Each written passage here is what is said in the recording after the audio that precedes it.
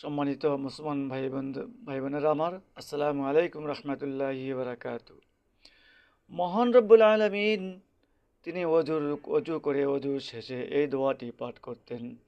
আশহাদু আল্লা ইলাহা ইল্লাল্লাহু ওয়াহদাহু লা শারীকা লাহু ওয়া আশহাদু আন্না মুহাম্মাদান আবদুহু ওয়া রাসূলুহু। আল্লাহুম্মা জাআলনি মিনাত তাওয়াবিনা ওয়াজআলনি মিনাল মুতাত্তাহিরিন।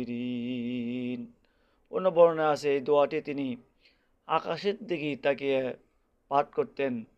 তখন জিবরাইল আলাইহিস সালাম সশরীরে তিনি দেখেছেন আসমানে।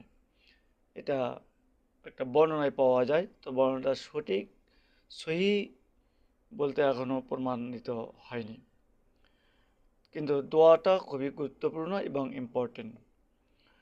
তো আমরা প্রত্যেক অজুর শেষে এই দোয়াটি পাঠ করব ইনশাআল্লাহ।